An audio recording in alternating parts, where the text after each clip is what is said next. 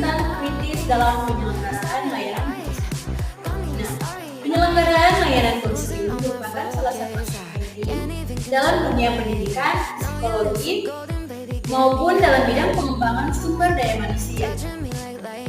Layanan ini bertujuan untuk membantu guru dalam memahami diri, mengatasi masalah, serta mencapai perkembangan optimal sesuai dengan potensi yang dimilikinya.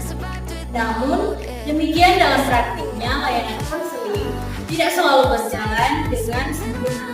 Oleh karena itu, diperlukan sikap kritis dalam mengevaluasi setiap aspek dari penyelenggaraan layanan konseling.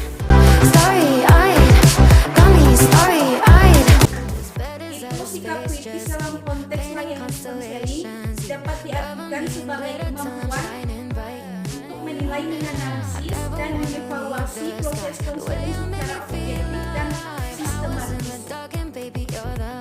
Hal ini melibatkan pemikiran reflektif yang didasarkan pada prinsip-prinsip profesionalisme, etika, dan efektivitas layanan. Baru sikap kritis diperlukan untuk yang pertama, memastikan bahwa layanan yang diberikan berorientasi pada kepentingan dan kesejahteraan klien. Baru yang kedua, menghindari praktik konseling yang bersifat mekanistik atau asal-asalan. Baru yang ketiga, mengevaluasi kesesuaian antara pendekatan konseling dengan kebutuhan individu atau kelompok yang dilayani.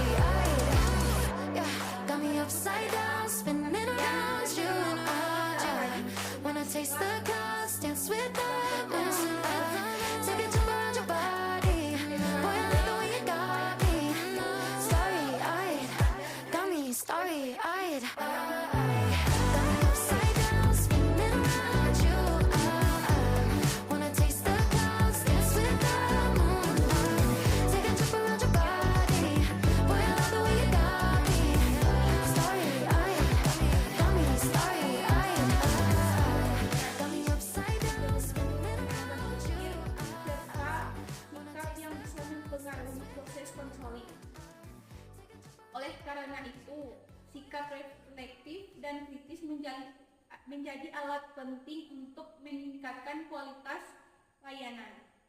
Baru yang ketiga, menurut Prayitno menjelaskan bahwa layanan konseling harus dilaksanakan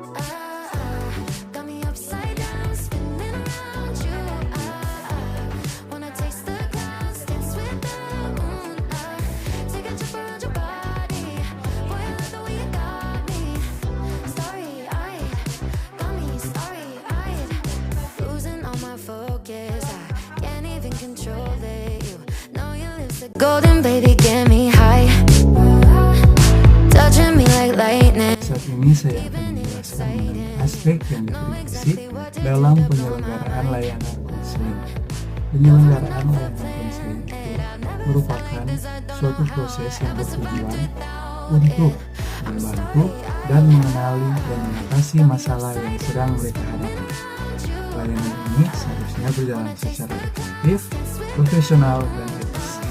Namun, dalam praktiknya terdapat sejumlah aspek yang masih perlu dikritisi agar kualitas pelayanan layanan konseling dapat terus ditingkatkan. Berikut ini adalah beberapa aspek yang secara umum perlu mendapat perhatian dan evaluasi kritis dalam penyelenggaraan layanan konseling. Yang pertama itu, kualitas hubungan konselor dan klien. Hubungan yang baik antar konselor dan klien menjadi salah satu penentu keberhasilan dari layanan konseling. Yang kedua, yaitu teknik konseling yang digunakan. Dalam proses konseling, teknik yang digunakan oleh konselor sangat memengaruhi dinamika sesi. Titik ini umum muncul adalah bahwa beberapa konselor menggunakan teknik secara monoton, tidak disesuaikan dengan karakter dan kebutuhan klien. Yang ketiga, komunikasi yang kurang efektif. Komunikasi merupakan inti dari proses konseling. Namun, dalam beberapa praktik konselor tidak mampu mengatasi dan berkomunikasi secara aktif dan empati. Yang keempat yaitu etika profesional. dalam layanan konseling mencakup kerahasiaan, netralitas, tidak menghakimi, dan tidak membocorkan isi sesi kepada pihak lain.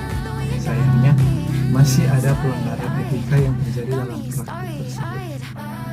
Yang kelima, yaitu durasi dan frekuensi sesi konseling. Waktu yang disediakan dalam setiap sesi konseling seringkali tidak cukup untuk membahas permasalahan secara menyeluruh. Yang keenam, yaitu kesesuaian metode dengan kebutuhan klien. Setiap klien memiliki permasalahan yang berbeda, sehingga pendekatan konseling pun harus disesuaikan. Keeping it exciting, you know exactly what to do to blow my mind. You're from another planet. I've never felt like this. I don't know how I ever survived without it. I'm starry-eyed, got me upside down, spinning around you. Wanna taste the clouds, dance with the moonlight. Take a trip around your body, boy, I love the way you got me. Starry-eyed, got me starry-eyed. This bed is out of space, just keep painting constellations. You cover me in glitter till I'm shining bright.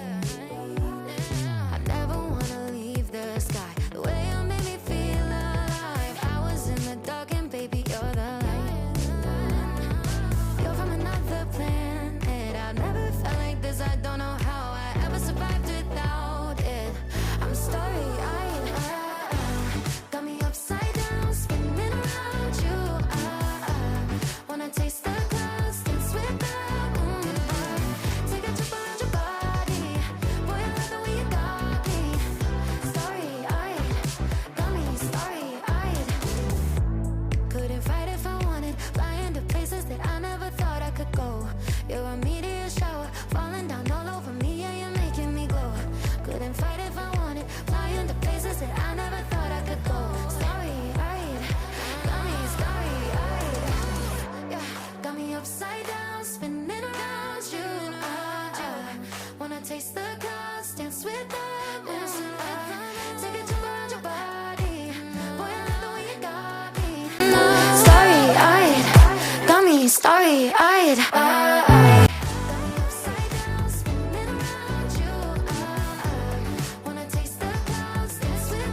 Pertama, memberikan pembelajaran langsung dari praktik. Observasi memungkinkan mahasiswa atau calon konselor belajar langsung dari situasi nyata, bukan hanya dari awal teori atau simulasi. Dengan menyelesaikan proses konseling secara langsung, baik melalui video, rekaman maupun pengamatan langsung praktikan. Yang kedua, mengasah empati dan sensitivitas konselor melalui proses observasi. Mahasiswa tidak hanya melihat apa yang dikatakan, tetapi juga bisa hal itu dikatakan termasuk ekspresi wajah dan suara, bahasa tubuh. Melalui pengamatan yang tajam, calon konselor mulai belajar merespon dengan hati, bukan hanya dengan logika atau teknik semata. Yang ketiga, menjadi dasar untuk praktik nyata ke depannya. Observasi berfungsi sebagai pondasi penting sebelum mahasiswa melakukan praktik konseling secara langsung. Observasi juga hanya mempelajari pasif, tapi merupakan langkah awal menuju praktik aktif yang relatif dan terarah.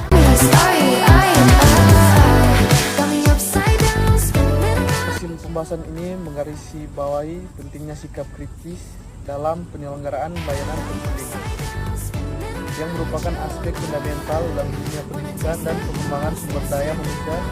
Stres, trauma, dan frustasi adalah kondisi yang sering dialami individu, terutama di kalangan mahasiswa dan remaja yang menghadapi berbagai tekanan hidup. Oleh karena itu, pemahaman mendalam tentang ketiga fenomena ini sangat krusial untuk kesehatan mental dan kesejahteraan individu. Sikap kritis dalam konteks konseling berarti kemampuan untuk menilai, menganalisis, dan mengevaluasi proses konseling secara objektif. Hal ini melibatkan beberapa aspek seperti 1. Hubungan konselor dan klien, 2.